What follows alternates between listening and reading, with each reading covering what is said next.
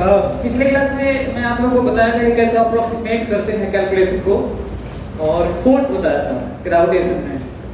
आज ट्राई करते हैं कि रियली में फील्ड, पोटेंशियल एनर्जी और फोर्स को कैसे रिलेट करेंगे और उसको कैसे अप्रोच करेंगे, ये बहुत ज़रूरी है और काफ़ी रिलेटेबल है। पिछले क्लास में बताया था कि इलेक्ट्रोस्टैटिक से बहुत रिलेट करता है ये। सो ग्रेविटेशनल फील्ड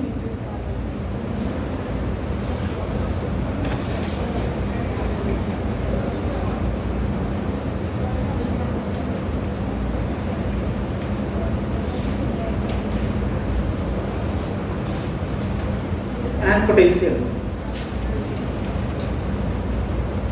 पहले मैं आपको ट्राई करता हूँ कि कहीं पे भी हम लोग जो फील्ड और पोटेंशियल है उसका सेंस समझने की कोशिश करेंगे, ताकि कोई क्वेश्चन हो तो हम लोग उसको अप्रोच कर पाए, है ना।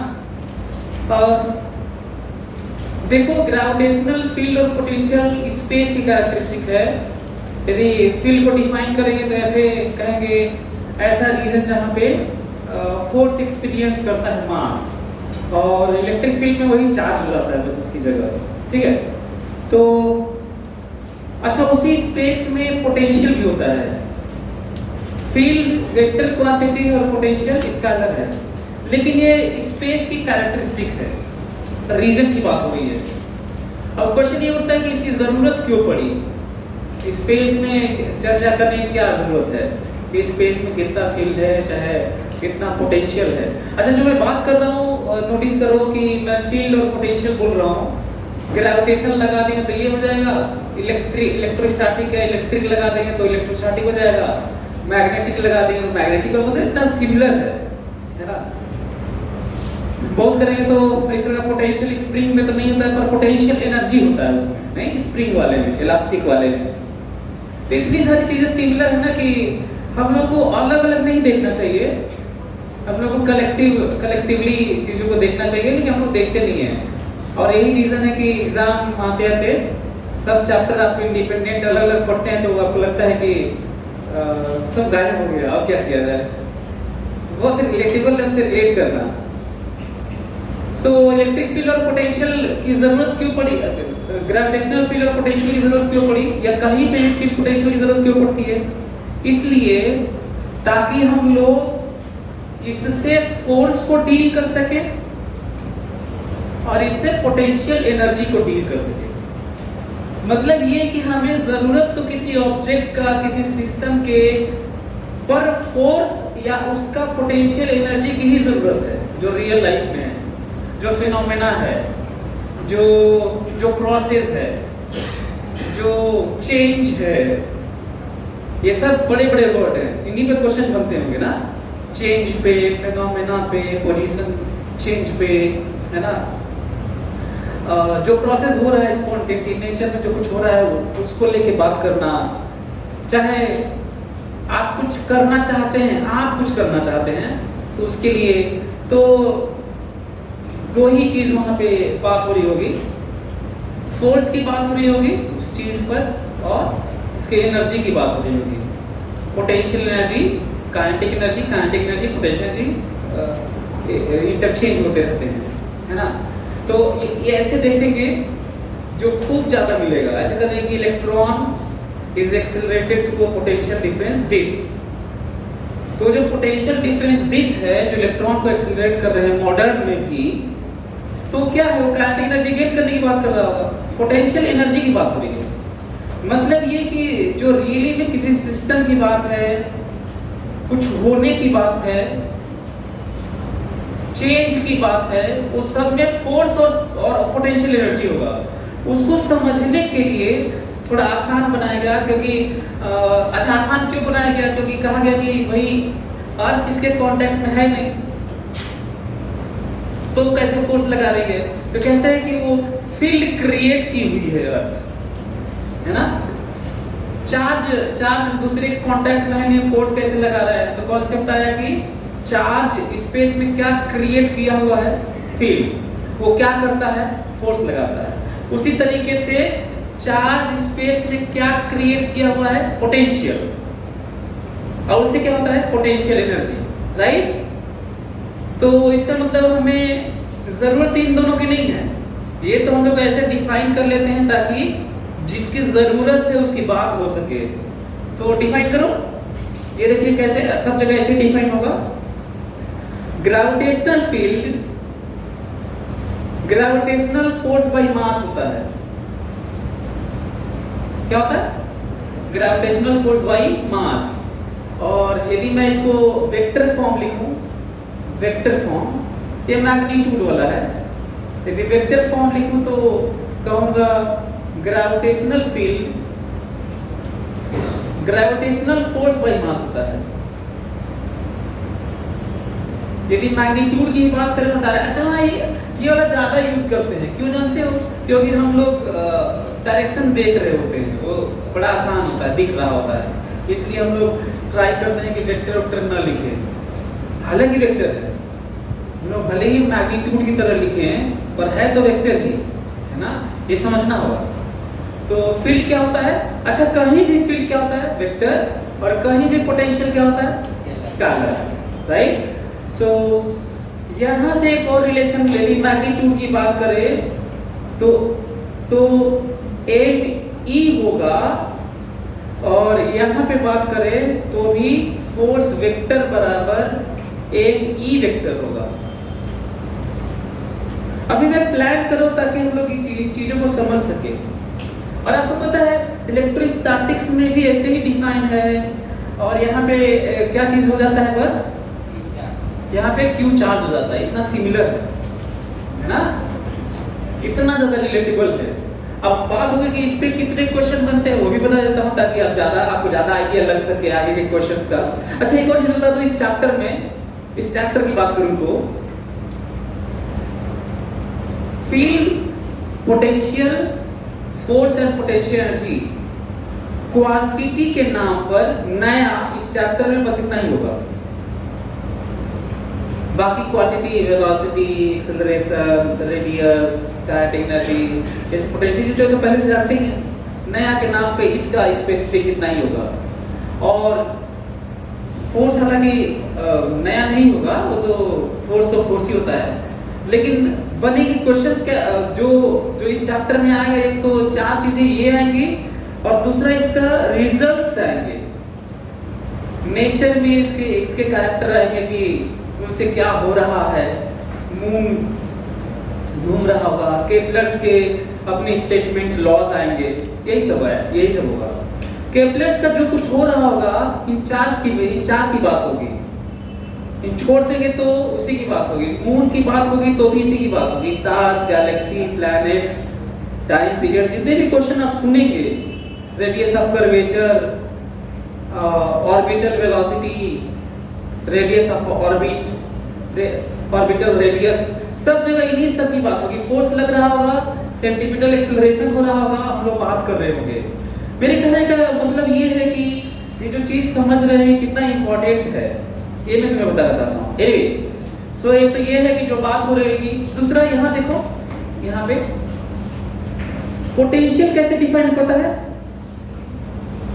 U by F डिफाइन, वैसे ही इतना सिमिलर है, बस अंतर इतना है कि इसका वेक्टर फॉर्म नहीं लिखूंगा क्योंकि वेक्टर नहीं है, ये भी स्केलर है, ये भी स्केलर है, ये भी स्केलर है, ये वेक्टर है, ये वेक्टर है, ये स्केलर है। अच्छा है ये भी वेक्टर यहाँ पे भी, लेकिन मैग्नीट्यूड लिखने, डायरेक्शन दिखा नहीं रहे, एक तो ये है ना। दूसरा इसकी आगे बात करें, अच्छा ये डेफिनेशन है, आप ये देखिए, ये जो दिख रहा है ना फील्ड का, ये डेफिनेशन है, यदि फार्मूले को देख के बात करें तो, और U बराबर कितना होगा? mv होगा। और इसमें प्रोसेस के नाम पे क्या होता है? अच्छा इन दोनों को रिलेट करूं, जो मैं समझ पाया, जो बल्कि इतने इस तरीके से मैं अपने टाइम में खुद के लिए नहीं देख पाया था, आपके लिए दिखा देता हूं। ये जो बात हो रही है ना, इंस्टैंटेनियस है, मोमेंट की बात हो रही है, फोर्स भी मोमेंट की बात होता है, इंस्टैंटेनियस, फ्री बॉडी डायग्राम रहता है, उसी मोमेंट पे एक्सेस की बात होती है। यहाँ पे इंस्टैंटेनियस होता है लेकिन मीनिंगलेस होता है, ये रेफरेंस बेस्ड होता है, पता? मतलब हम लोगों को इस चीज को समझने की जरूरत है, हम लोग एप्लीकेशन को हम लोग ये ध्यान ही नहीं देते हैं कि जो पढ़ रहे हैं उसका यूज करना है, वही मैं समझा भी रहा हूँ। सो इसका यूज क्या है? कहीं पे भी कितना भी इलेक्ट्रोस्टैटिक में वोल्ट हो, फर्क नहीं पड़ता, उसका कोई मतलब नहीं है। डिफरेंस का मतलब है। जैसे एग्जांपल लेंगे तो ज्यादा समझ में आएगा।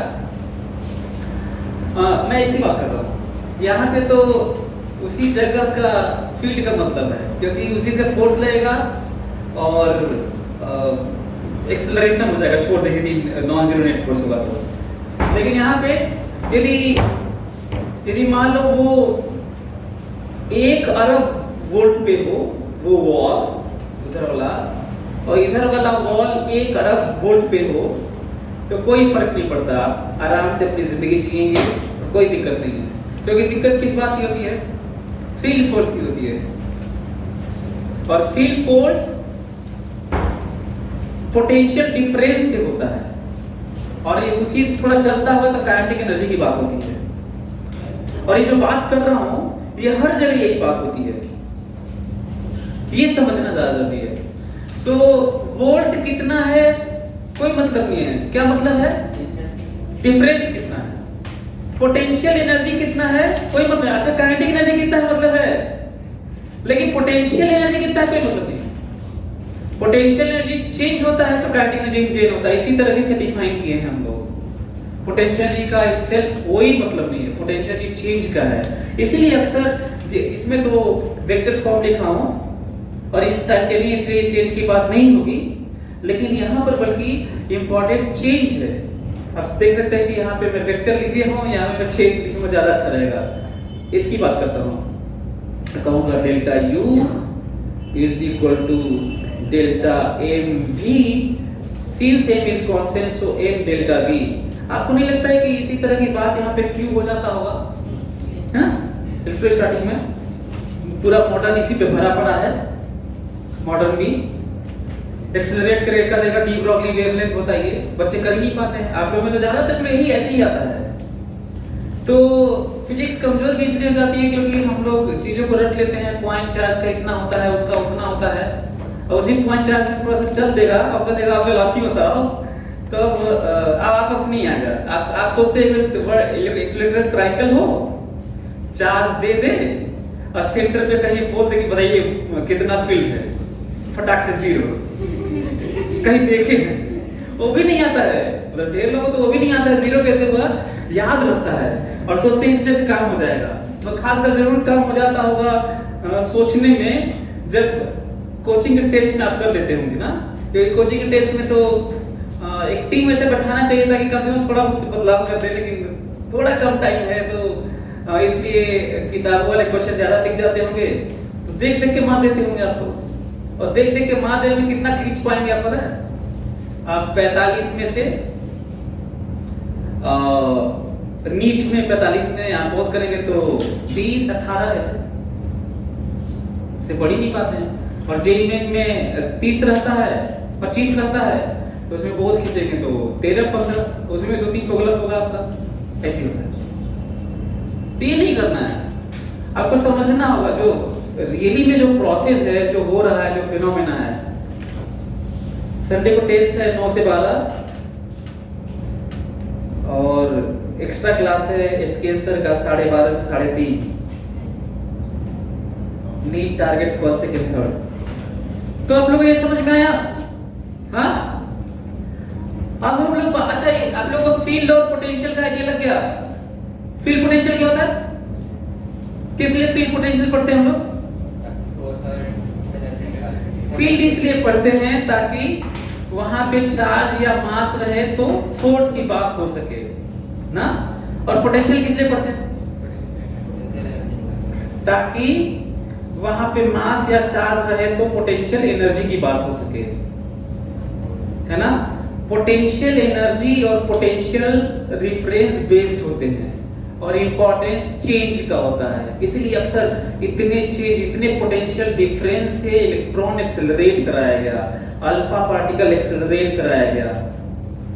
ग्रेविटेशन में मास कम साउंड करता होगा शायद, लेकिन मैं ऐसे कर दूंगा कि इसको छोड़ दूंगा, कर दूंगा कि इतने पोटेंशियल डिफरेंस से एक्सेलरेट कराया गया, कितना सिमिलर है, इसको छोड़ दूं और कह दूं कि अच्छा यूनिट देख लेते ना, ऐसा ना हो कि यूनिट ही आप यूनिट ही ना आए। बताओ इसका ग्रेविटेशनल फील्ड का यूनिट बताओ। हाँ, ग्रेविटेशनल फील्ड का यूनिट बताओ। न्यूटन पर केजी, और ये मीटर पर सेकंड स्क्वायर है, पता है आप लोगों को? F/A भी होता है। यही रीजन है कि बहुत कम लोगों को पता है, पिछले क्लास में बताया भी होगा, रियली में E ही G होता है, पता है आपको?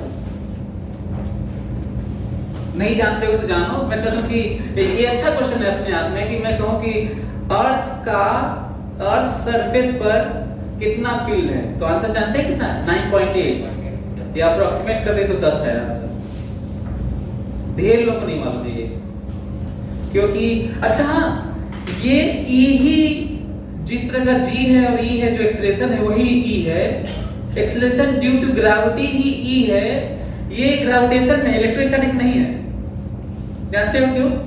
क्योंकि यहाँ पे जब करोगे ना, कहाँ गया इलेक्ट्रोस्टैटिक में, यहाँ पे फोर्स बाई चार्ज करोगे ना, फोर्स बाई चार्ज करोगे तो एक्सेलरेशन नहीं आएगा, लेकिन फोर्स बाई मास करोगे तो एक्सेलरेशन आएगा। इंटरेस्टिंग है। फोर्स बाई मास करोगे तो एक्सेलरेशन आएगा, लेकिन फोर्स बाई चार्ज में तो एक्सेलरेशन थोड़ी आएगा। एक्सेलरेशन हमेशा फोर्स बाई मास होता है, न्यूटन सेकंड लॉ। देखते ये इंपॉर्टेंट पॉइंट है जो आप लोगों को ध्यान रखना चाहिए। एनीवे, सो फील्ड और पोटेंशियल की बात हम लोग करते हैं, स्पेस में बात करते हैं, इसलिए बहुत ज्यादा स्पेसिफिकली समझो। बहुत सारे बच्चे ऐसे करते हैं कि क्वेश्चन मेरे से पूछने आते हैं, हो सकता है कहीं कहीं गलत क्वेश्चन बनाए भी उनको भी ना पता हो। ऐसे कहते हैं कि इक्विलैटरल ट्रायंगल है, वर्टिसेस पे चार्जेस हैं, आके बच्चे पूछते हैं सर सेंटर पे या सेंट्रोइड पे या ऑर्थो सेंटर पे या सर्कम सेंटर पे या इन सेंटर पे, है ना, ऐसे कुछ जो मैथ्स का हिस्सा है वैसे, तो कहते हैं कि सर यहाँ फोर्स बताइए। भाई हवा में फोर्स थोड़ी लगाएंगे, खाली जगह है कहीं पर तो वहां पे फील्ड पूछ सकते हो, खाली जगह पे तुम पोटेंशियल पूछ सकते हो, तुम फोर्स कैसे पूछ रहे हो?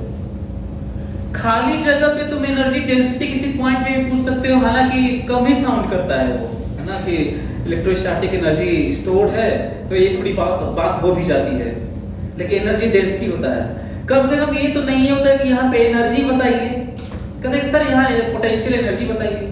पहले पोटेंशियल एनर्जी किसी सिस्टम का होता है, किसी मास का होगा, किसी चार्ज का होगा। क्लियर? तो ये है कि आप फोर्स भी किसी चीज पर पूछेंगे और पोटेंशियल एनर्जी भी किसी मास, चार्ज या किसी सिस्टम का पूछेंगे। हवा में नहीं पूछेंगे। हवा में क्या पूछा जा सकता है? फील्ड और पोटेंशियल। क्या ये क्लियर हुआ आप लोगों को? हैं?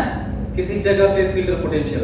अच्छा, किसी जगह पे फील्ड और पोटेंशियल मालूम चल गया तो वो क्या करेगा, आपकी हेल्प कैसे करेगा? वहां पे मास रख दोगे ना तो फोर्स लगने लगेगा। जानते हो कितना? जब वहां पे मास रख देगा तो उसका एनर्जी हो जाएगा, पोटेंशियल एनर्जी हो जाएगा। जानते हो कितना? याद रहेगा? और किसी पोटेंशियल एनर्जी डिफरेंस से या पोटेंशियल डिफरेंस से एक्सेलरेट होगा तो इतनी काइनेटिक एनर्जी में गेन हो जाएगा। यही कन्वर्ट होता है, चाहे इलेक्ट्रोस्टैटिक में हो, चाहे मैग्नेटिज्म में हो, स्प्रिंग में हो, इलास्टिक में हो, ग्रेविटेशन में हो, सरफेस वाले में हो, कहीं पे भी हो यही होता है। इतना ज्यादा सिमिलर है, मैं तुम्हें ये बताना चाहता हूं, इतना ज्यादा रिलेटेबल है। तो अब हम लोग का अगला हिस्सा क्या है कि हम लोग यदि फील्ड और पोटेंशियल ऐसे ही डिफाइन है, यदि फील्ड फोर्स से डिफाइन है और पोटेंशियल एनर्जी से डिफाइन है, तो हमको इसका मतलब फोर्स और पोटेंशियल एनर्जी निकालना होगा तब तो है। तो अब हम लोग निकालेंगे फोर्स और पोटेंशियल एनर्जी। फोर्स नहीं निकालेंगे क्योंकि पढ़ लिए पिछले क्लास में तो पढ़े थे। तो जो फोर्स पढ़े थे उसे मास डिवाइड करते हैं, क्या बताने लगेगा वो? फील्ड। तो हम लोग क्या बचा रह गया तब? Potential energy. तो पोटेंशियल एनर्जी पढ़ लेते हैं ताकि मास डिवाइड करके पोटेंशियल बता सके। ठीक है, ये वाला हम लोग ये वाला कर चुके हैं, और जब ये चारों चीजें जान लेंगे तो फिर क्वेश्चन करते रहेंगे, राइट? तो लिखो ग्रेविटेशन और पोटेंशियल एनर्जी, क्योंकि वही जरूरत लग रहा है। इसका मतलब ये कहा जाए कि हमें भले ही क्वेश्चन खूब मिल जाए, भले ही क्वेश्चन खूब मिल जाए फील्ड और पोटेंशियल की, लेकिन सच्चाई यही है कि वो कहां से निकाले जाएंगे बड़े आराम से, फोर्स और पोटेंशियल एनर्जी से। यदि पोटेंशियल में मिल रहा है ना आपको कहीं पे कि यहाँ ग्रेविटेशनल पोटेंशियल बताइए चाहे इलेक्ट्रोस्टैटिक पोटेंशियल बताइए ऐसे, तो वहां पे चार्ज या मास रख के उसका एनर्जी निकाल के भी निकाल सकते हैं आप। कोई मास रख लीजिए, चार्ज रख लीजिए और डिवाइड कर दीजिए, आ जाएगा। तो ग्रेविटेशनल पोटेंशियल एनर्जी लिखते हैं ना, लिख लीजिए इसको, आप इसको लिख लो और इसको याद रखना ना, इतना ज्यादा ये सिमिलर है।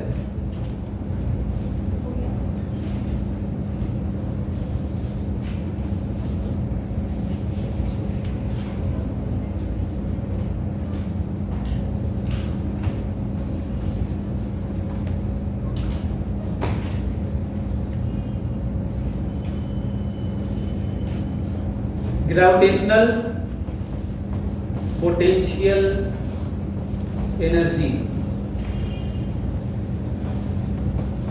इसको समझ लेते हैं। देखो तो ग्रेविटेशनल पोटेंशियल एनर्जी जो डिफाइन है इलेक्ट्रोस्टैटिक से थोड़ा हट के क्या होगा, वहां पे प्लस प्लस का होता है, माइनस माइनस का होता है और प्लस माइनस का होता है ना। तीन केस होता है जिसमें दो सिमिलर होते हैं। कौन से दो सिमिलर होते हैं? प्लस प्लस और माइनस माइनस वाले। प्लस माइनस वाले दूसरा होता है। प्लस प्लस वाला का भी पोटेंशियल एनर्जी प्लस और माइनस माइनस का भी पोटेंशियल एनर्जी प्लस। किसका माइनस होता है? प्लस माइनस का ना। तो यहाँ पे ऐसा नहीं। ये जानते हो इसका भी इस चैप्टर में किस चीज का बिहेवियर पूरे चैप्टर में भरा पड़ा मिलेगा? प्लस माइनस का ना। ग्राफ भी, वैल्यू भी, एक्सप्रेशन भी, रिजल्ट भी, क्वेश्चंस भी, सब कुछ इतना सिमिलर है। मतलब यदि फिर से मैं कहूंगा कि इलेक्ट्रोस्टैटिक का आधा है तो सही है ना, ऑलमोस्ट आधा ऐसे। सो बताओ ग्रेविटेशनल पोटेंशियल एनर्जी कितना? Minus G m1 m2 by r। अब मैं इसको डिराइव इसलिए नहीं कर रहा हूं, डिफाइन भी नहीं कर रहा हूं, क्योंकि इलेक्ट्रोस्टैटिक से इतना ज्यादा सिमिलर है कि जो कुछ आप वहां पे किए होंगे वही करना है। इंटीग्रेट भी वैसे ही करना है, लिमिट भी वैसे ही करना है, रेफरेंस भी वैसे ही रखना है। तो ज्यादा अच्छा है कि स्पेसिफिकली हम लोग वहां पहुंचे और समझे, ज्यादा जरूरी है ना। फिर भी मैं थोड़ा सा समझा देता हूं, भले ही लिखवाता नहीं हूं, डिफाइन नहीं करता हूं और ना ही डिराइव करता हूं, बल्कि समझा देता हूं ना इसको, ताकि फिर से आपको रिकॉल हो जाए जो हम लोग पढ़े हुए हैं। चलो ध्यान से सुनो, पोटेंशियल कहां पे कहीं पे भी कैसे डिफाइन है, ध्यान से सुनना। सच ये है कि पोटेंशियल एनर्जी की जरूरत नहीं है। जहां देखो फिनोमेना में कहीं पे भी काइनेटिक एनर्जी की बात होती है। उस काइनेटिक एनर्जी आता है किसी के वर्क डन से, या तो नेचर के फोर्सेस लगे या तो हम लोग इंटेंशनली कुछ लगाए, है ना। कंजर्वेटिव फोर्स के ही पोटेंशियल एनर्जी डिफाइन है। सब बड़े बड़े स्टेटमेंट बता रहा हूं ताकि तुम इसी पे क्वेश्चन कर लेना बहुत सारा। कंजर्वेटिव फील्ड फोर्स या कंजर्वेटिव फोर्स के ही पोटेंशियल एनर्जी डिफाइन है। नाम ले लेता हूं, ज्यादा अच्छा लगेगा आपको। हो सकता है कि एक्सप्रेशन देके भी पूछ ले तो कर लीजिएगा। नाम ले लेता हूं, स्प्रिंग है, इलास्टिक है, ग्रेविटेशन है, इलेक्ट्रोस्टैटिक है, मैग्नेटिक है, न्यूक्लियर है, सरफेस, बस ठीक। इस तरह का कोई एक्सप्रेशन दे देगा तो कर लेंगे फार्मूले से। अभी फार्मूला भी मैं सारे को रिलेट करने का एक छोटे से बना के डायरेक्शन ऐसे करके बता दूंगा सारा। फिलहाल अभी ये है। तो पोटेंशियल एनर्जी की जरूरत नहीं है। पोटेंशियल एनर्जी बस हम लोग इसलिए डिफाइन कर लेते हैं ताकि बार बार वेरिएबल फोर्स का वर्क डन, अच्छा कांस्टेंट फोर्स का वर्क डन ज्यादा दिक्कत नहीं होता उससे, वो बड़े आराम से आ जाता है। वेरिएबल फोर्स का रेडियस के अलोंग वेरी करता है, ग्रेविटेशन का, इलेक्ट्रोस्टैटिक का 1/r² से। तो ये सब जो खतरनाक सब 1/r² से फोर्स वेरी करते हैं, उनका वर्क डन को हम लोग चाहे कि ये जो वर्क डन से काइनेटिक एनर्जी आ रही है, यूनिवर्सल लॉ है, टोटल वर्क डन बराबर चेंज इन काइनेटिक एनर्जी, उसको हम लोग बार-बार इंटीग्रेट नहीं करना चाहे। तो क्या डिफाइन किया गया? Potential energy. बहुत सिंपल सी बात है, एक एक चीज क्लियर रखो। तो इसका मतलब पोटेंशियल एनर्जी इसलिए डिफाइन किया है क्योंकि फ्रॉम हियर टू देयर कुछ हो, फ्रॉम हियर टू देयर कुछ हो, from one state to other state कुछ हो, तो उसका जो वर्क डन हो उसको इंटीग्रेट न करें और आसानी से एक्सप्रेशन जनरल सा मिल जाए, जिसको क्या कहने लगे, पोटेंशियल एनर्जी। क्लियर रखो बिल्कुल, ठीक है। अच्छा ये सब जगह यही है, स्प्रिंग में भी यही है, ग्रेविटेशन में भी यही है, इलेक्ट्रोस्टैटिक में भी यही है, मैग्नेटिज्म में भी, जहां देखिए वही वहां पे यही है, वर्क डन से डिफाइन है। अब क्वेश्चन ये किसके वर्क डन से डिफाइन है? क्या जो हम खींच रहे थे उससे, कि जिस फोर्स की बात हो रही थी कंजर्वेटिव फोर्स जिसका पोटेंशियल डिफाइन करना है, उसका वर्क डन, ये क्वेश्चन है। जैसे mg लग रहा है, mg, तो क्या जो mg लग रहा है तो mg का ही पोटेंशियल mgh करते हैं, तो क्या mg वाले वर्क डन का पोटेंशियल ये डिफाइन है कि जो मैं कर रहा हूं एक्सटर्नल एजेंट, मैं कौन हूं, एक्सटर्नल एजेंट। अब और पोटेंशियल ये डिफाइन किसका करना है, ग्रेविटी का, ग्रेविटेशनल फोर्स का। वहां पे स्प्रिंग का होता है, इलेक्ट्रोस्टैटिक फोर्स का होता है, मैग्नेटिक फोर्स का होता है, इलास्टिक फोर्स का होता है, न्यूक्लियर फोर्स का होता है, उस फोर्स का होता है। लेकिन पोटेंशियल जी कैसे किसके वर्क से डिफाइन है, मेरे। अब मेरा वाले फोर्स का पोटेंशियल जी नहीं है, पोटेंशियल जी उसका है जो लग रहा था। पूरा क्लियर रखो। फिर अगला क्वेश्चन होता है कि उससे क्यों नहीं है, mg वाला क्यों नहीं है, इलेक्ट्रोस्टैटिक वाला क्यों नहीं है, मैग्नेटिक वाला क्यों नहीं है, मेरा वाला क्यों है? क्वेश्चन है, मैं बताता हूं क्या, ध्यान सुनना। जितना फोर्स लगता है ना उसका, mg का, स्प्रिंग का, इलेक्ट्रोस्टैटिक का, ग्रेविटेशन का जो फोर्स लगता है, उसके अगेंस्ट में हम कुछ करते हैं, वो तो आपको तो खींच ही रहा होगा या रिपेल कर रहा होगा, या तो रिपल्सन हो रहा होगा या तो अट्रैक्शन हो रहा होगा। जो कुछ हो रहा होगा उसके अगेंस्ट में हम कुछ करना चाहें तो हम करके कहते हैं पोटेंशियल एनर्जी स्टोर हो गया है, छोड़ देंगे तो काइनेटिक एनर्जी में कन्वर्ट हो जाएगा। तो ये सेम वाला वर्ड यूज करने के लिए एक्सटर्नल को ऐड किया गया है। नहीं तो जानते हो कैसे डिफाइन करते तो भी ठीक रहता, कह देते कि जिस फोर्स का पोटेंशियल एनर्जी अब डिफाइन करना है, ग्रेविटेशन का, इलेक्ट्रोस्टैटिक का, मैग्नेटिक का, न्यूक्लियर का, इलास्टिक का, स्प्रिंग का, जो भी आप कह लें, सरफेस का, सरफेस टेंशन का, तो हम कह देंगे कि जितना वो वर्क डन करेगा फ्रॉम हियर टू देयर वाला, तो कह देंगे उसमें माइनस लगा के पोटेंशियल एनर्जी। ये भी सही है, लेकिन ये माइनस में थोड़ा खराब लगता है, वो अपने से कर रहा होगा तो काइनेटिक एनर्जी में गेन वाला करवा लेंगे। तो एक्सटर्नल क्यों यूज किया गया समझ में आ गया? फिर सुनो, थोड़ा एक्सपेरिमेंट से सुन समझेंगे ज्यादा अच्छा लगेगा। mg किधर लग रहा है, हम किधर लगा रहे हैं, तो हमेशा अगेंस्ट में, स्प्रिंग के अगेंस्ट में, जिधर लग रहा है उसका उल्टा। इलेक्ट्रोस्टैटिक का उधर लग रहा है तो इधर खींचो उसको, इधर लग रहा है उधर खींचो उसको। मैग्नेटिज्म में भी यही, उल्टा खींचो, उल्टा जिधर फोर्स लग रहा है। अच्छा, फोर्स जो लग रहा है जिसका पोटेंशियल डिफाइन कर, उसके अगेंस्ट तुम लगाओ एक्सटर्नल और कहो कि मेरा वाला प्लस हुआ है और उसका वाला माइनस, मेरा वाला प्लस हुआ है और उसका वाला माइनस। पर इसको कहा गया पोटेंशियल एनर्जी गेन हुआ है,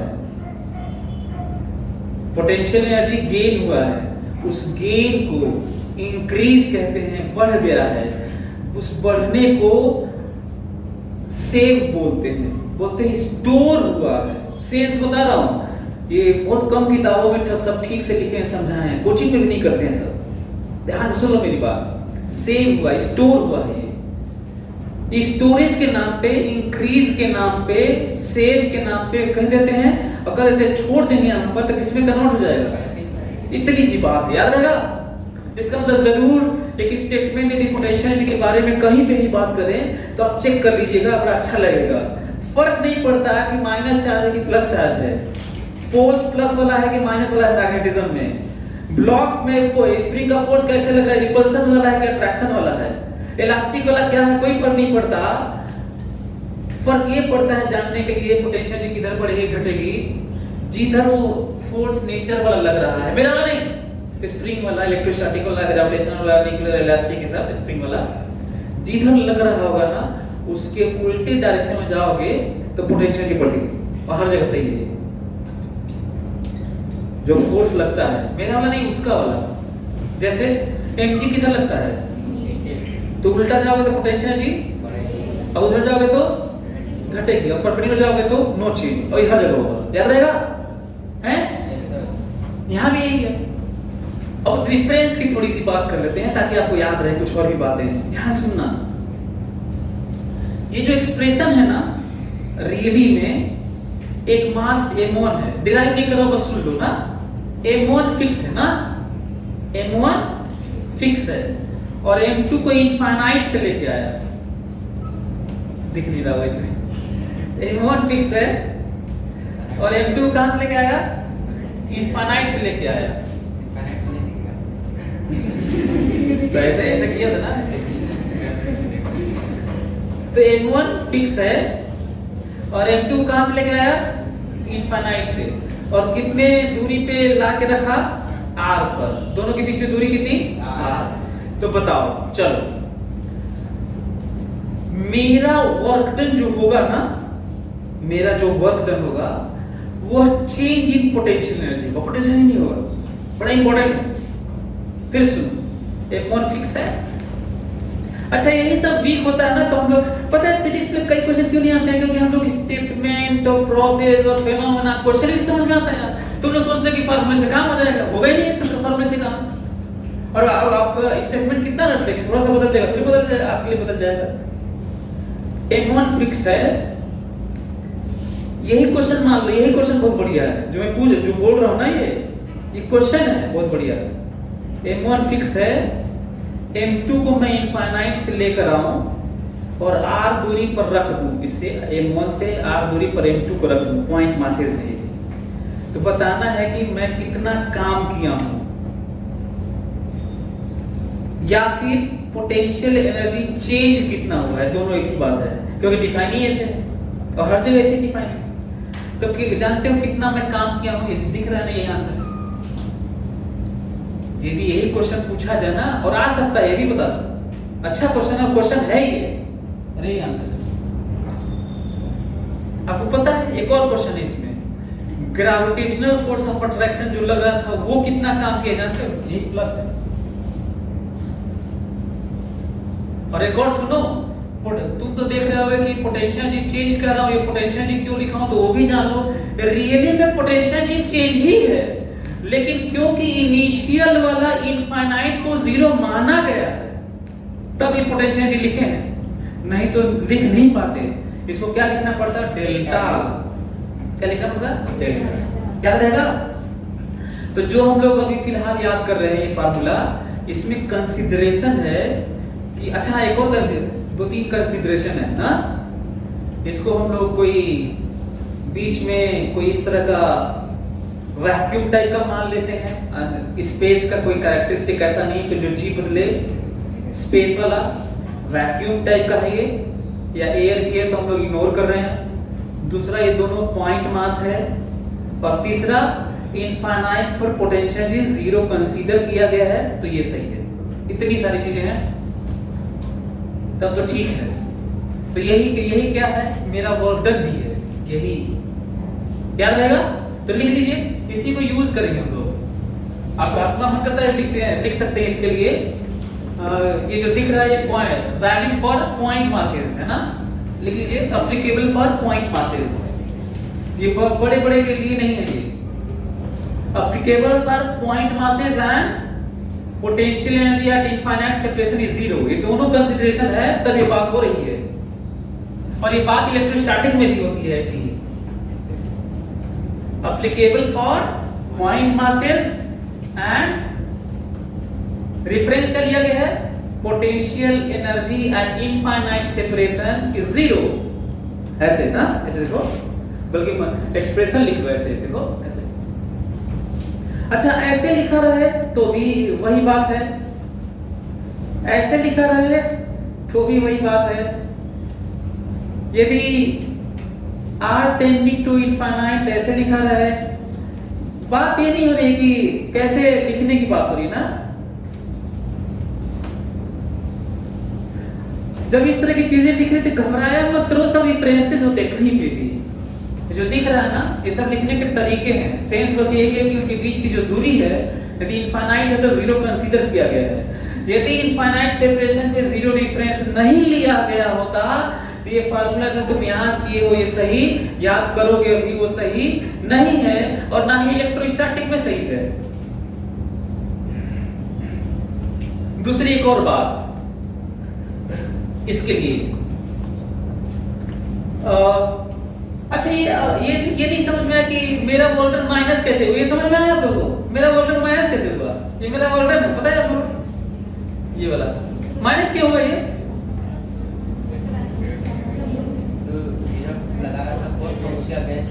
देखो मैं बता रहा हूँ, ये M1 था और उधर M2 था ना, तो M2 अपने से आना चाह रहा था ना, खींच रहा था। ग्रेविटेशन में केवल ट्रैक्शन होता है ना ऐसे, तो M1 M2 को खुद खींच रहा था, बल्कि मैं उधर फोर्स लगा के आने दे रहा था, ऐसे धीरे धीरे लेके आ रहा था ना। तो बल्कि स्टेटमेंट नेचर के बारे में एक और चीज जान सकते हैं, अच्छा लगेगा आपको, ध्यान से सुनना। जब भी नेचर अपने से कुछ करना चाहे और आप करें कि हम करने जा रहे हैं, तो आपका वोल्टेज हमेशा माइनस होगा, उसका प्लस होगा। यदि मैं कहूं कि इसको मैं लेके नीचे जाऊंगा और ग्राउंड पे रखूंगा, तो तुम क्या लेके जा रहे थे? तो ये लेके जा ही रहा था। जब भी चीजें अपने से होना चाहे, जो नेचुरल फोर्सेस है, जो नेचर की फोर्सेस है, नेचर में मैं स्प्रिंग को भी स्प्रिंग का मैटर बिहेवियर मान रहा हूं ना, इलास्टिक का भी, यदि वो अपने से करना चाहे और तुम कहो कि नहीं हम किए हैं, और कहेगा कि नहीं बताओ एक्सटर्नल एजेंट कितना काम किया है, तो हमेशा कितना आएगा? नेगेटिव, और उसका फोर्स का आएगा पॉजिटिव ना, ऐसे ही होगा। और अगेंस्ट में करोगे तब तुम्हारा प्लस हो जाएगा, उसका माइनस हो जाएगा। याद रहेगा? वही स्टोर की बात होती है वैसे। तो इस फार्मूले को यूज करते हुए क्यों ना अब हम लोग, अच्छा हाँ, एक और चीज आप लोगों को बता दूं, M1 को फिक्स रखो और M2 को इनफाइनाइट से लेके आओ r डिस्टेंस पे, तो मैं इतना ही काम करूंगा।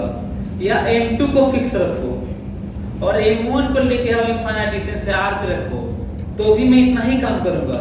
और एक काम करो, दोनों इनफाइनाइट पे हो और दोनों को लेके आओ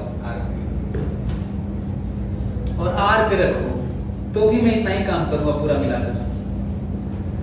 अब चलो जल्दी से बताओ, पोटेंशियल एनर्जी ये जो दिख रहा है, इसका है कि दोनों का मिलाकर है? जल्दी बताओ। हाँ, दोनों का मिलाकर के। इलेक्ट्रोस्टैटिक में भी खूब प्रॉब्लम आती है इसकी।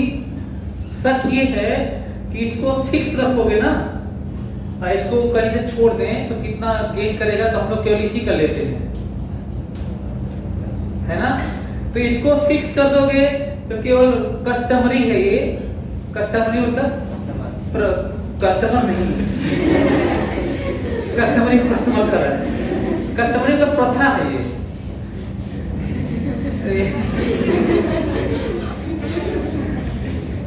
तो जब कोई चीज फिक्स रहता है ना, तो रहता, ध्यान से स्टेटमेंट बहुत ही खतरनाक स्टेटमेंट सुनो, हमेशा सिस्टम का पोटेंशियल एनर्जी होता है, लेकिन जब एक चीज फिक्स हो जाता है ना, तो रहता सिस्टम का है, पर फिर भी हम लोग एक का ले सकते हैं जिसमें चेंज हो रहा है। यदि दोनों को छोड़ दिया जाए, एग्जांपल लेते हैं, आपको ज्यादा अच्छा लगेगा। देखो तो M और D दूरी पे छोड़ दिया जाए, ग्रेविटेशन का ही अच्छा, ग्रेविटेशन चैप्टर का अच्छा क्वेश्चन है ये।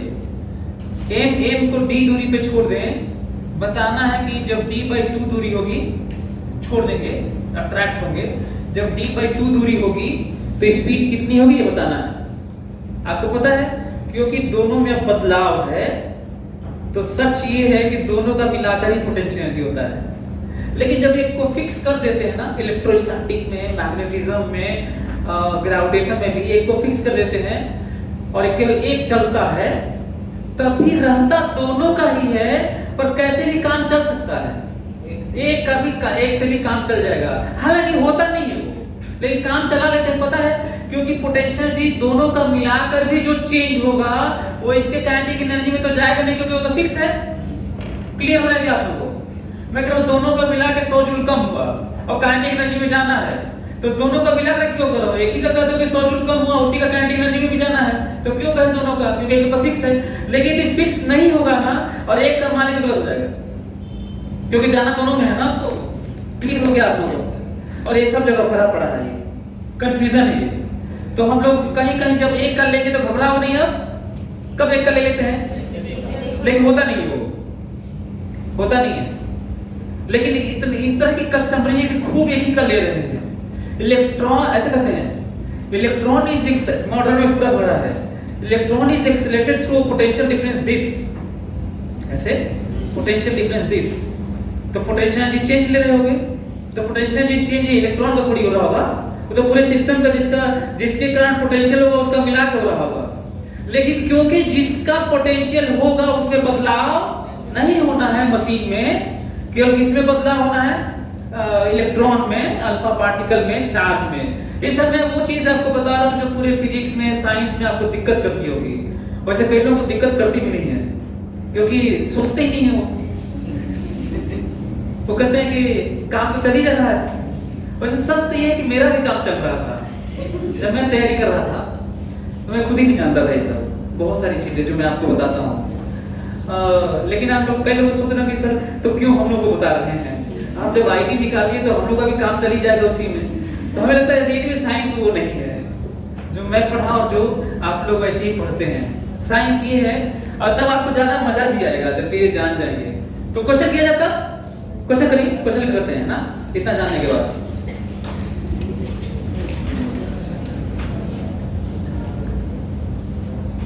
ठंडा लग रहा है तुम लोग को? अरे ऐसे मत बोलो।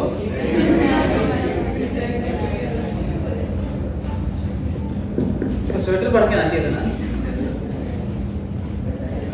क्वेश्चन लिखो तो, find potential energy, find potential energy of systems shown in figure. Find potential energy of systems shown in figure. पहला F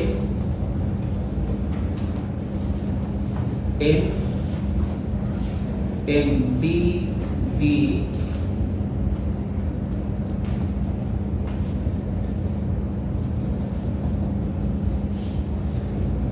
M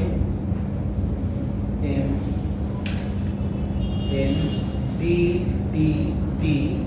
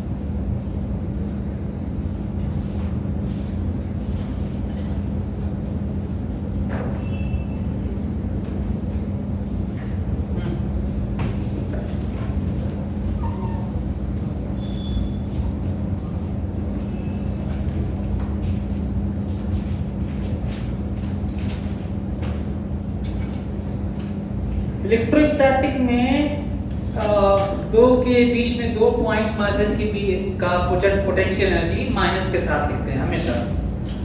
यदि मैं ये कहूँ कि क्रॉस चेक के नाम पर ध्यान रख सकते हैं, ग्रेविटेशन चैप्टर में यदि रेफरेंस को बाय डिफॉल्ट हम लोग इनफाइनाइट वाला जीरो माने तो पोटेंशियल एनर्जी किसी भी सिस्टम का माइनस ही होगा। इंटरेस्टिंग स्टेटमेंट है। यदि ग्रेविटेशन हम लोग बाय डिफॉल्ट मतलब अपने से ऐसे ही, जो आपको मानना भी है, रियली में ही मानना भी है, कुछ ना मेंशन हो तो इनफाइनाइट वाला जीरो माने बाय डिफॉल्ट, तो किसी भी ग्रेविटेशन चैप्टर में किसी भी सन मून का, सॉरी अर्थ मून का, सन अर्थ का, कहीं का भी पोटेंशियल एनर्जी माइनस ही होगा, है ना।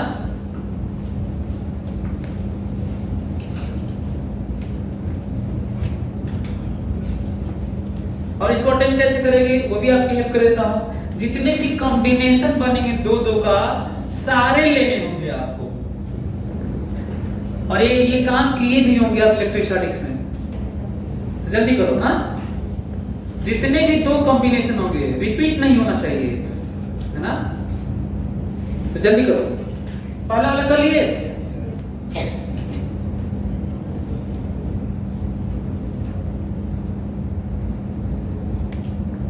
पहला वाला पोटेंशियल जी बता रहा हूं, देखो तो ये देखो, इसका पोटेंशियल क्या लिखूं, इसका देखो मैं कैसे सोचूंगा, एक कॉम्बिनेशन ये बनेगा, एक कॉम्बिनेशन ये बनेगा और एक कॉम्बिनेशन ये बनेगा ना, ऐसे ही करना है।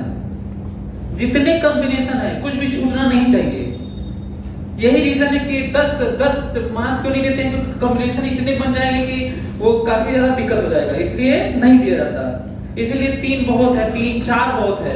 ये तो आया ही नहीं है, फिर भी दे दिया हूं ताकि प्लानिंग कर सके। अच्छा ये नहीं कभी नहीं आएगा, हेक्सागन थोड़ा रेगुलर, हेक्सागन थोड़ा पॉपुलर है तो आ भी सकता है, लेकिन अभी तक नहीं आया है। तो लिखता हूं, देखो तो -GMM/D। अच्छा R स्क्वायर तो लिखा था, R लिखा था ना, अरे पिछला वाला देखो R लिखा था ना, -GMM/D into 2। ये into 2 क्यों कर रहा हूं, एक कॉम्बिनेशन ये, एक कॉम्बिनेशन है, सिमिलर है इसलिए। और -GMM/2D, ये 2D समझ में आ रहा है वाला, तो बस हो गया इतना ही। एक और क्वेश्चन इसी में पूछ लूं, चलो मैं पूछ लेता हूं तो बताना ना, ध्यान सुनो मेरी बात। ये तीनों मास, यही इसी में पूछ रहा हूं, ये तीनों मास कहां पे थे, इनफाइनाइट सेपरेशन पे एक दूसरे से, और मैं लाके यहां पे रखा हूं। बताओ मैं काम कितना किया हूं, मालूम है? ये जो दिख रहा है ना, यही आंसर है। सोचो, तुम जानते रहोगे, तुमसे नहीं आएगा ये, यदि ये पूछ देगा तो। कहिए कि ये तीनों मास म्यूचुअली एक दूसरे से इनफाइनाइट सेपरेशन पे थे, और मैं ला के ऐसे रखा हूं, लाया यहां रखा, फिर इनफाइनाइट से लेकर आया यहां रखा, एक और इनफाइनाइट पे था लेकर आया लाकर यहां पे रखा। तो मैं किया हूं, तो कुछ काम किया हूं। तो मैं कितना काम किया हूं पता है? जो दिख रहा है ना, ये काम किया हूं। क्योंकि ये जो चेंज है ना, जब इनफाइनाइट पर थे तो 0 था, और यहाँ पे फिलहाल ये है, तो चेंज का होगा दिस -0। और ये जो चेंज होता है वो क्या होता है, मेरा काम होता है एक्सटर्नल एजेंट का। जनरली तुम्हारे कोर्स में तो ऑलवेज करूं, ज्यादा सही रहेगा। तो ये तो क्या ये वाला बता देंगे आप लोग? चलिए ये लोग कर लियोगे तुम लोग शायद। -GMM/D into 3। Yes sir। Why 3? Yes sir। 1 2 3, Yes sir। Right? Yes sir। अच्छा मैं कहता हूँ कि मैं कितना काम किया इसके अरेंजमेंट करने में, तो हाँ ऐसे नहीं बताओगे, पहले ये जानना होगा, पहले ये तीनों कहाँ थे, इनफाइनाइट पर, इनफाइनाइट पर थे। अच्छा हाँ, अरे ये अच्छा क्वेश्चन है यार, बहुत बढ़िया क्वेश्चन। सुनो, पहले ऐसा था, अब मैं ऐसा बनाया हूं ना, अच्छा क्वेश्चन है ये। पहले ऐसे रखा हुआ था, अब मैं ऐसे रख दिया हूं इसी को उठा के, तो मैं कुछ काम किया होगा। जानते हैं कितना काम है, कितना काम किया हूं? ये वाला फाइनल माइनस इनिशियल। अच्छा क्वेश्चन है ये, मिल जाएगा आपको इलेक्ट्रोस्टैटिक्स में भी। चेंज इन पोटेंशियल एनर्जी वर्डन होता है, प्रोवाइडेड कि काइनेटिक एनर्जी में बदलाव ना हो। तो पहले भी रेस में थे, अभी भी रेस में है, ये जनरली रहता है वैसे। तो ये भी अच्छा क्वेश्चन है, बढ़िया है। अच्छा इसी में एक और क्वेश्चन, एक तो यहां से यहां भी अच्छा है, दूसरा एक और, यदि हम तीनों को छोड़ दें ना, तीनों को छोड़ दें तो सिमेट्रिकली पास में आएंगे। जब तीनों के बीच में दूरी d/2 हो जाएगी तो स्पीड बताइए। अच्छा क्वेश्चन है। जानते हो क्या करोगे, एनर्जी कंजर्वेशन लगा दोगे, आंसर आ जाएगा। अब पोटेंशियल लिखना सीख ही गए, बहुत अच्छा क्वेश्चन है ये भी। एक और अच्छा क्वेश्चन सुनो, ये 3 दिख रहा है, ध्यान से।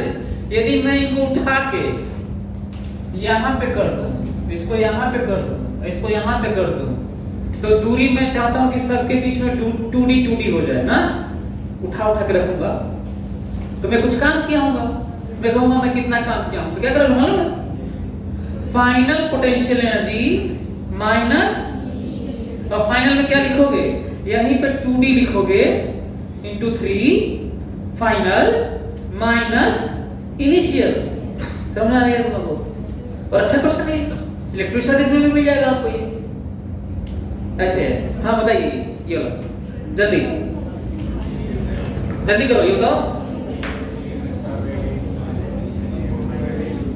जितने कॉम्बिनेशन है सारे लिखो।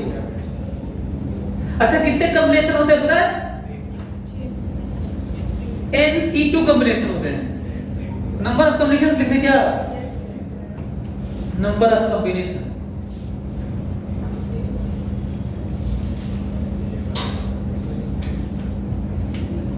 Number of 2 combination, 2 combination NC2, ये मैथमेटिकल एक्सप्रेशन है। यदि NC2 नहीं जानना चाहते तो बल्कि n इंटू n माइनस 1/2 कर सकते हो। इसको लिख लो और याद रखना, इलेक्ट्रोस्टैटिक्स में कहीं भी काम आएगा। दुनिया में कहीं पे भी, कहीं और भी जरूरत पड़े तो आदमी के बीच में कॉम्बिनेशन चाहते हो दो के बीच में, तो n इंटू n माइनस 1/2 होता है। यदि 10 लोग हैं और दो का कपल बनाना है, कहीं लाइफ में जरूरत पड़े तो भी डिफरेंट, तो भी आप n इंटू n माइनस 1/2 करेंगे, आंसर आ जाएगा। तो बताओ कितने, 4 हैं, तो 4 काटूं वहां पर, कितने आएंगे 6। अच्छा यहाँ पे कितने कॉम्बिनेशन होना है बताओ, यहाँ वाले में हम ही नंबर ऑफ कॉम्बिनेशन दे पोटेंशियल एनर्जी के लिए 6 इंटू 5/2 ना, 15 कॉम्बिनेशन होंगे, 15 कॉम्बिनेशन होंगे। जल्दी लिखो, ये लिखो जल्दी से, लिख लिए।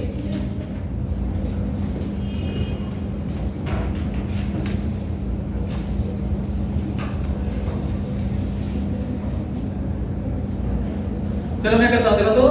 अच्छा उतना सारा कॉम्बिनेशन लिखना थोड़ा टफ जॉब है, तो मैं बताता हूं कैसे याद रखोगे ना। ध्यान सुनो, सबसे छोटा कॉम्बिनेशन लिखना, देन थोड़ा बड़ा, देन थोड़ा बड़ा एंड सो ऑन, नहीं तो दिक्कत होगा आपको। तो करें सबसे छोटा कॉम्बिनेशन, देखो लिख रहा हूं मैं।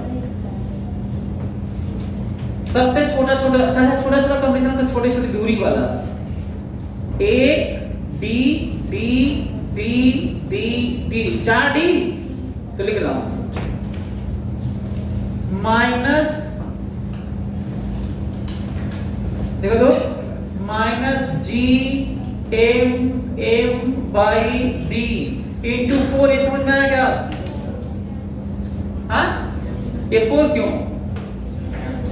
क्योंकि D दूरी वाला 4 था तो ऐसा सिमेट्रिकल था, M1 M2 ऐसे करते तो तब नहीं दिखता है ना, तो सेम था, सिमेट्री थी इसलिए।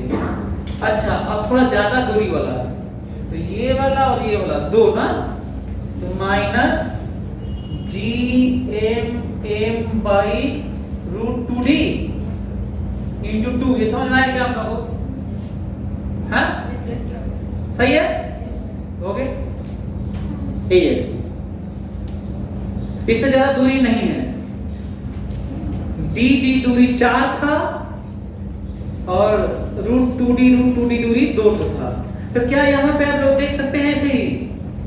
थोड़ा मुश्किल है लेकिन कर सकते हैं, देखते हैं कितने लोग लिखते हैं। वैसे चांस कम है लेकिन फिर भी जल्दी करो। 15 के, अच्छा जब तुम 1500 निकाले हो तो 15 जान लेने से नहीं होगा, लिखना भी तो है, तो आसान नहीं होगा लिखना ना। तो लिखने का तरीका मैं बता रहा हूं कैसे लिखोगे, जल्दी करो।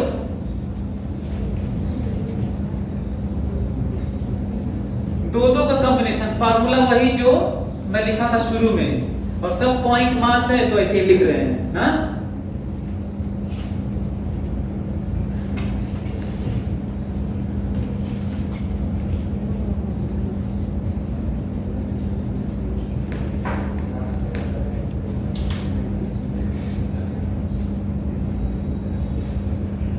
जैसे मैं बताया वैसे ही लिखो, जैसे मैं बताया कि सोच के नहीं तो केवल जानोगे कि 15 तो लिखना है लेकिन लिख नहीं पाओगे ना। 15 लिखने का तरीका क्या है?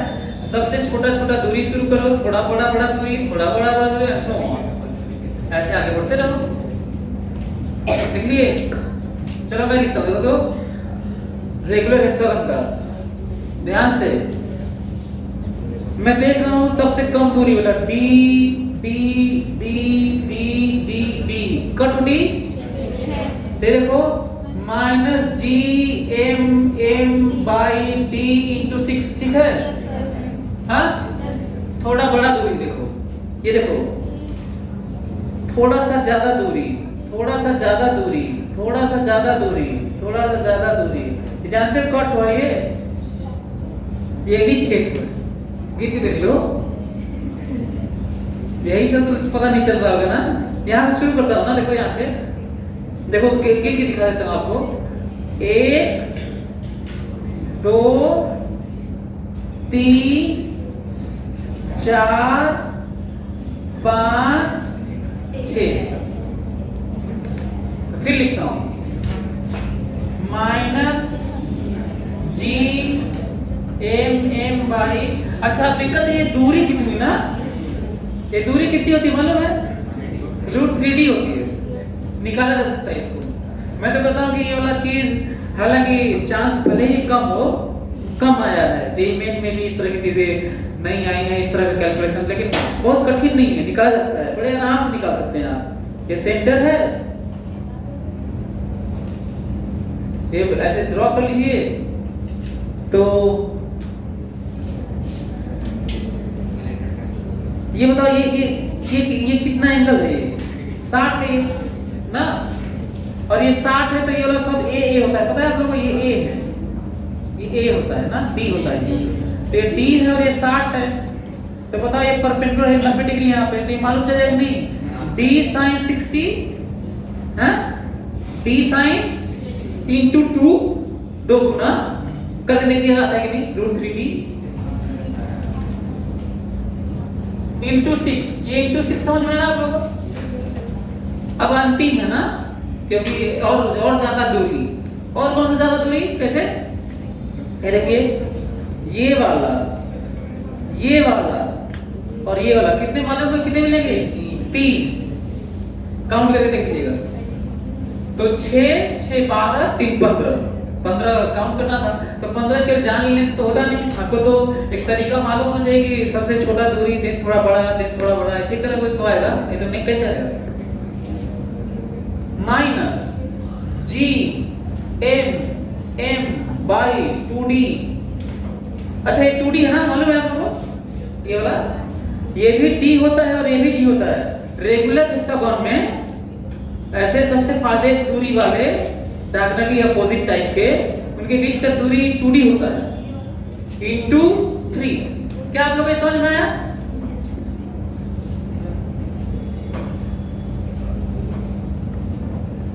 क्या हुआ?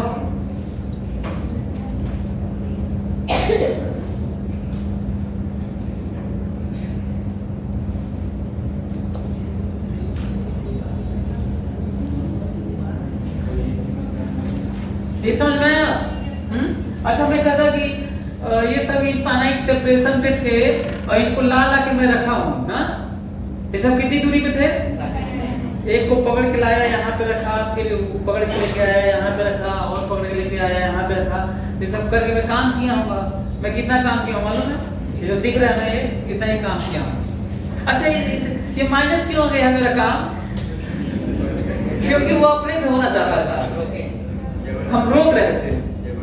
ग्रेविटेशनल फोर्स में तो अट्रैक्ट करते हैं ना, तो हम रोक रहे थे, और कहीं पे भी इस तरह का होगा तो वहां पे माइनस होगा बोलकर, चाहे मैग्नेटिज्म ही क्यों ना हो, इलेक्ट्रोस्टैटिक ही क्यों ना हो, स्प्रिंग क्यों ना हो, तो ये सेंस है। अच्छा यदि मैं ये कहूं कि इनको उठा के अरेंज कर दे एक लाइन में dd दूरी पर, है ना, एक लाइन पर dd दूरी पर सबको अरेंज कर दें, तो हम कितना काम करेंगे? क्या करोगे? उसका जो फाइनल पोटेंशियल एनर्जी है वो निकालोगे और उसमें से ये वाला घटाओगे और जो आएगा उसे वर्क डन कहेंगे, मेरा वाला, राइट? तो अच्छा इसी में एक क्वेश्चन ऐसे आप लोगों से पूछ लेता हूँ, देखो तो। अच्छा और भी है क्या यार? हाँ ये वाला नहीं बताया आपको, ये वाला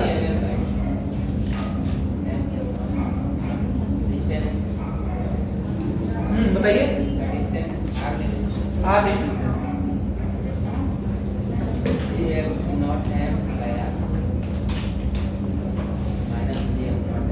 पोटेंशियल एनर्जी ऑफ सिस्टम बताना ना, बताइए।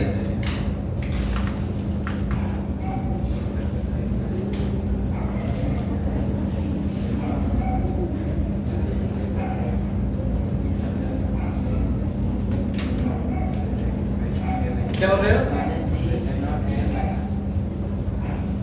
ये जो तुम बता रहे हो, जानते हो क्या बता रहे हो? तुम एम नॉट की पोटेंशियल बता रहे हो, सिस्टम का नहीं बता रहे हो। इसका आंसर है नहीं बताया जा सकता।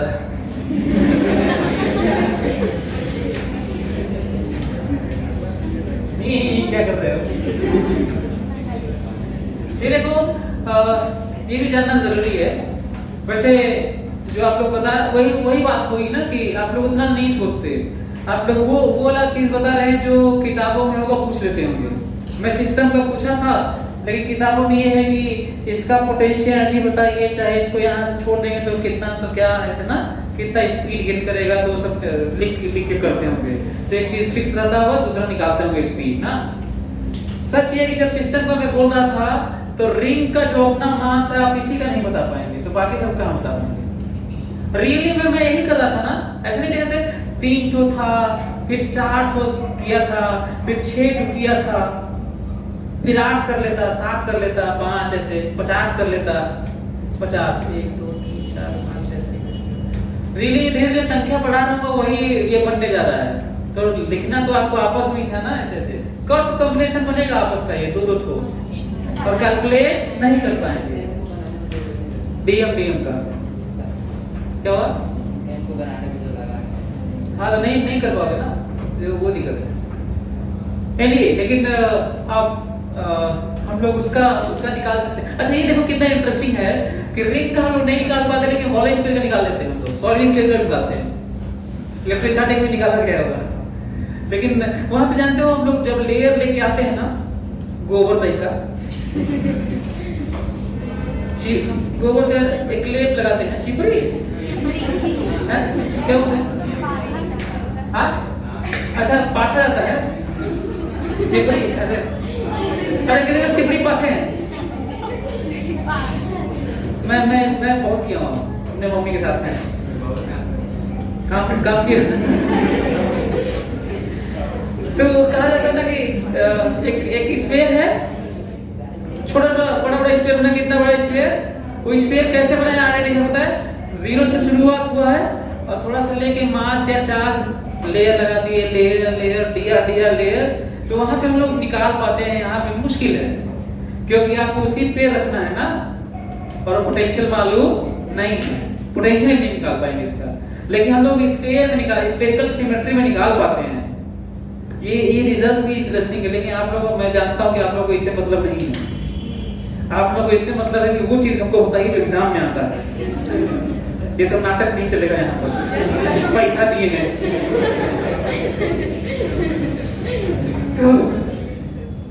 तो अच्छे डॉक्टर नहीं होंगे आप, ठीक है? यदि आपकी रेशनलिटी अच्छी नहीं होगी तो डॉक्टर अच्छे नहीं होंगे। सो इसका, क्योंकि इसका हम लोग पोटेंशियल नहीं निकाल पाते, इसलिए यहाँ भी नहीं निकाल पाते, क्योंकि आप केवल इसका नहीं निकाल, देखो इसका इसके साथ ही ये नहीं निकालना है। आपको इसका इसके साथ तो बता देंगे, लेकिन आपस वाला नहीं बता पाएंगे, और लेना सबका है। ये क्लियर हो रहा है क्या? अरे आपस वाला भी तो लेना है सब, तो वो नहीं निकाल पाते, इसलिए नहीं बता सकते। लेकिन जरूरत जो पड़ती है ना, जो क्वेश्चन में कैसे जरूरत पड़ती है वो बता देता हूँ। ऐसे क्वेश्चन ऐसे एक रिंग है, क्वेश्चन कैसे आगे बनेंगे वो भी थोड़ा आइडिया दे देता हूँ आपको। कहते हैं कि ये मास m है, रिंग फिक्स है, रेडियस r है ना, तो कैसे कैसे क्वेश्चन बनाएंगे ये वो मैं बता देता हूँ आपको। ये कहते हैं कि एक m मास को इनफाइनाइट पे छोड़ा गया, वो धीरे धीरे आके इसको क्रॉस किया, सेंटर से निकला और चला गया इनफाइनाइट पे ना। तो बताना है कि जब सेंटर को क्रॉस कर रहा था तो स्पीड बताना है ना। एक तो ये क्वेश्चन बनता है। एक क्वेश्चन एक और बनता है कि रिंग है ये, रिंग है और एक्सिस ये है इसका, रिंग के सेंटर पे एम नॉट है। बताइए इसको कितना मिनिमम वेलोसिटी दे दे कि इनफाइनाइट पे चले जाए, लौट के ना आए। इसकी जगह क्या कहते हैं, इसके वेलोसिटी बताइए। यहाँ पर दोनों एक ही बात है। कहते हैं कि कितना वेलोसिटी दे दे सेंटर पर एक्सिस के अलोंग कि ये फिर लौट के ना आए। वैसे अच्छा तो क्वेश्चन ये भी है कि एक्सिस से 60 डिग्री पे दे दें लौट के ना आए, तो भी आंसर वही है, क्योंकि इसके वेलोसिटी एंगल पे डिपेंड नहीं करता। देखेंगे बाद में, है ना। तो एक्सिस तो इसलिए था कि ज्यादा आपको रियलाइज हो सके कि ऐसे ही जा रहा होगा, नहीं तो आपको वैल्यू तो तभी आएगी जब एंगल भी फेंकेंगे। क्योंकि इसके लिए क्या करना होता है पता है आप लोगों को, केवल एनर्जी कंजर्वेशन लगाएंगे और आंसर आएगा। तो यदि मैं कहूं कि इसको मैं इनफाइनाइट पे एक मास को छोड़े, इनफाइनाइट पे मास को छोड़े और ये खींचेगा, अट्रैक्ट करेगा उसको अपनी तरफ, जैसे अर्थ सारी चीजों को खींचती है तो ये भी खींचेगा। तो ये जब क्रॉस करेगा सेंटर को तो स्पीड कितना होगा, केवल पोटेंशियल एनर्जी कंजर्वेशन लिखना है, जिसमें पोटेंशियल एनर्जी कांटेने की जरूरत होगी, और जो पढ़ रहे हैं वो पोटेंशियल एनर्जी पढ़ रहे हैं। कहिए तो लिख के दिखा देते हैं, ज्यादा अच्छा होगा।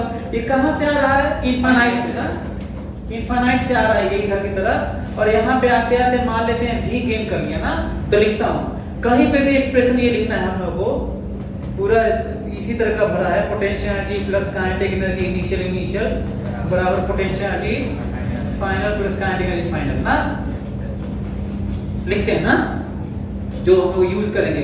ये जो पोटेंशियल एनर्जी पढ़ रहे हैं वो यूज कहाँ करना है वो मैं आपको समझा रहा हूँ, जो लिख रहे थे। चलिए ये इनिशियल मैकेनिकल एनर्जी बोलते हैं इसे, इनिशियल पोटेंशियल प्लस काइनेटिक बराबर फाइनल पोटेंशियल प्लस काइनेटिक ना। अब डिफाइन करना इनिशियल क्या माना गया बताओ, इनफाइनाइट पर ना, इनफाइनाइट पे छोड़ा गया है या tending to zero velocity along axis दिया गया है। अच्छा दोनों एक ही बात है। इनफाइनाइट पे क्यों मैं टेंडिंग टू जीरो वेलोसिटी दे रहा हूं, ताकि चले ना, नहीं तो हो सकता है चले ही ना, इनफाइनाइट में जीरो फोर्स जीरो एक्सेलरेशन चलेगा ही नहीं। तो इन सब का मतलब ये है, कई बार तो हम लोग यही नहीं समझ पाते कि यदि ये कह दे प्रैक्टिकल केस के लिए कि इनफाइनाइट पे रहते हुए एक पार्टिकल को एक्सिस के along towards centre of the ring tending to zero velocity चलना शुरू हुआ है, ये लिख दे लंबा सा, तो कई लोग इसी पे नहीं कर पाते, कहते ये तो बड़ा खतरनाक लिखा था सर, ऐसे तो बात ही नहीं हुई थी, कहीं प्रैक्टिस ही नहीं किए थे, तो आपने सीखा नहीं ना चीजों को। जबकि बात कौन सी वाली थी, जो तुम करते हैं वो वही वाली थी, ये समझना है। तो लिखे ये देखो, तो मेरे लिए इनिशियल क्या था वहां पर इनफाइनाइट पर, और फाइनल मेरे लिए क्या है जब ये क्रॉस कर रहा है, राइट। तो लिखता हूं minus G M M by infinite, ये समझ में आ रहा है क्या। इसकी जगह मैं जीरो भी लिख सकता था, क्योंकि हम लोग फार्मूला तो वही वाला जानते हैं कि इनफाइनाइट पे जीरो होता है। अब प्लस काइनेटिक एनर्जी इनफाइनाइट पे कितना था, जीरो से छोड़े थे, टेंडिंग टू जीरो तो भी जीरो, और रेस्ट से छोड़े तो भी जीरो, स्टार्टेड फ्रॉम रेस्ट तो भी, स्टार्ट फ्रॉम रेस्ट तो भी जीरो, तो जीरो। चलो यहाँ पोटेंशियल निकालो, यहाँ पर जब क्रॉस किया था तो सिस्टम का नहीं बताना है, इसका और सिस्टम का ये इस तरह का बताना है। ये भी समझो कि अब इसकी बात करने जा रहे हैं, कहीं इसका ले रहे हैं, इनके कारण इसका ले रहे हैं, जबकि मिला के ही होता है। वैसे क्या लिखेंगे पता है, minus G M M not by R. ये जो लिखना था ना, इसका पूरे का तो नहीं लिख पा रहे थे हम लोग, लेकिन ये लिख सकते हैं कि रिंग और इनके बीच का पोटेंशियल, दोनों के बीच का, what is potential energy of ring and am not, not itself ring, ring का अपना नहीं, इसे सेल्फ एनर्जी बोलते हैं ना, वो वाला नहीं, ठीक है, सेल्फ स्टोर्ड एनर्जी, वो वाली बात ही नहीं करनी है, क्योंकि इसमें बदलाव तो होना नहीं है। Plus half M V not M V square, ये समझ में आ रहा क्या, देखिए आंसर आ गया। इस तरह की बातें इलेक्ट्रोस्टैटिक में भी खूब है, मॉडर्न में भी है, और ग्रेविटेशन में तो दिख ही रही है, और यही लिखना है। कहीं कहीं ऐसे भी करते हैं, देखो ऐसे करते हैं, कहते हैं कि ऐसा है कि हम लोग यहां से छोड़े थे, √3r से छोड़े थे, यहां से, तो बताइए ये जब क्रॉस करेगा तो कितना कितना स्पीड गेन करेगा, कितना स्पीड होगा आपको पता है, ऑसिलेट करने वाला है ये ऐसे ऐसे। समझ में आ रहा है? रिंग ऐसे रहेगा ना, ये ऐसे ऐसे रिंग है तो ऑसिलेट करेगा एक्सिस के लॉन्ग में। ये लोग बता दोगे तुम लोग कैसे होता है? पता है ये वाला दूरी लेना होगा ना आप लोग को, इनिशियल देखो कैसे लिखोगे, minus G D M M not minus G D M M not by this दूरी, फिर दिस दूरी ऐसे दिस डिस्टेंस। जानते हैं यहाँ पे क्या लिखोगे यदि √3 यहाँ से छोड़े तो? पता है यहाँ पे लिखोगे 2r लिखा है। ये भी अच्छा क्वेश्चन है, ये भी अच्छा क्वेश्चन है कि ये जो ऑसिलेट करेगा कि नहीं करेगा, तो एसएचएम करेगा कि नहीं, तो जानते हो ऐसे लिख रहेगा, will not oscillate but not SHM, oscillate and SHM can not से। आंसर कौन सा है मालूम? ऑसिलेट एंड नॉट एसएचएम, ये आंसर है इसका। लेकिन एक और क्वेश्चन है बढ़िया, कहता है कि सेंटर से बहुत कम दूरी पे x दूरी पे छोड़े, that x is very very less than r। Ring और सेंटर से थोड़ी सी दूरी पे x, that x is very very, अच्छा x very very small than r का मतलब समझते हो? हम लोग r क्यों कहते हैं, ये क्यों नहीं कहते कि 1 मिलीमीटर दूरी पे छोड़े थे? r से कंपैरिजन क्यों किया जाता मालूम है? इसलिए क्योंकि ये जो दुनिया में कहीं भी अप्रोक्सीमेशन भी रिलेटिव होता है। यदि रेडियस 1 मिलीमीटर हो और तुम 1 मिलीमीटर दूर छोड़ोगे तो कहाँ कम दूरी है? r के कंपैरिजन में छोटा होना चाहिए। 1 मिलीमीटर भी बहुत बड़ी दूरी है, जानते हो इनफाइनाइट दूरी है नैनोमीटर के कंपैरिजन में। रेडियस पता चला नैनोमीटर का है और आप 1 मिलीमीटर दूर छोड़ रहे हैं, तब बल्कि इनफाइनाइट वाला लग जाएगा यहाँ पर। समझ में आ रहा है? तो आप ये नहीं कर सकते कि इतनी दूरी पर, मतलब मिलीमीटर का ऑर्डर, मीटर का ऑर्डर, किलोमीटर। अच्छा कि 1000 किलोमीटर भी जीरो दूरी है, आप लोग मिल रहा है? 1000 किलोमीटर भी क्या है? जीरो दूरी। किसके कंपैरिजन में? 10⁻20 के 10⁻10 है ना? तो कैसा रिलेटिव होता है, इसलिए हम लोग ऐसे लिखते हैं। अब मैं फिर ये एसएचएम वाला क्यों नहीं बता रहा हूँ, किया जा सकता है। मैं तुम्हें बताने की कोशिश कर रहा हूँ कि जो तुम कहीं और करते हो वो सब जगह वही वाला होता है। बस आप लोग सोचते हैं कि यहाँ पे नया है, नया नहीं है। क्या चीज इसमें नया क्या है?